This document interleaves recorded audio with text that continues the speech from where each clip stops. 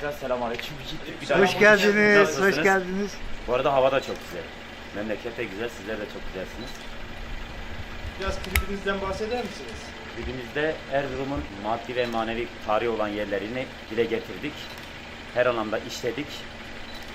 Kısa zamanda sizlerle buluşturmaya çalışacağız. Teşekkür ederim. İsmim Halis Topal. Türk Halk Müziği Sanatçısı. Kadim şehrimize bir eser yaptık ve burada bunu işlemek istedim. Sizin gibi kıymetli basın mensubu abilerimizi Sebahattin Özyen müdürümüzün vasıtasıyla davet ettim. Ona da çok teşekkür ediyorum. Son sahibi kıymetli dostum Ferhat Binici'ye çok teşekkür ediyorum. Beni kırmayıp bu davete icabet ettiğiniz için hepinize sonsuz teşekkür ediyorum. Allah hepinizden razı olsun. Sizler bizim için çok kıymetlisiniz.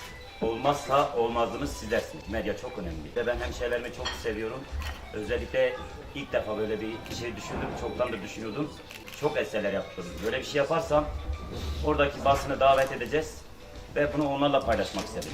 Yanımızda olmanızı istiyoruz bu anlamda. Biz her zaman sizin yanınızdayız. Sizin de bir geceniz, bir etkiniz olduğu zaman bedelsiz, koşulsuz her zaman yanınızdayız. Bir görev düşerse biz de basınımızın her zaman yanındayız. Ben İstanbul'da da birçok basın geceleri oluyor, ücretsiz katılıyorum. Davet ediyorlar. Çünkü her şey karşılıklı bir yerler. Birbirimizi desteklemek zorundayız. Rabbim rahmetli İbrahim Erkal'ımız rahmetliyle muamele eylesin. Ben ailesiyle her zaman görüşüyorum. İstanbul'da yengemizle de görüşüyorum. Yeğenlerimin halatını da her zaman soruyorum. Çünkü onlar bizim kıymetlimiz. Favori parçanızı şöyle bir dillendirseniz kahvaltı masasında da. Erzurum'a yaptığımız eseri şöyle bir dile getirelim. Ufak bir kısım. Erzurum çok şahanedir. Her köşesi bir cennettir. Yazı kışı sonbaharı bir başkadır memleketin. Sonbahar yaylasına, kar beyaz dağlarına, buz gibi sularına hasretim hasret kaldım.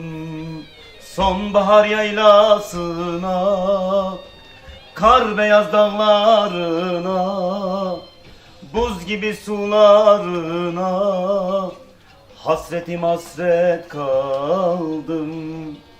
Dadaşların diyarıdır, insanoğlunun hasıdır. Falan döken sevdasıdır, alimlerin deryasıdır. Sonbahar yaylasına, kar beyaz dağlarına, buz gibi sularına. Ben de hepinize hasret kaldım, Erzurum'a hasret kaldım. O yüzden çıktım geldim. Teşekkür ederim.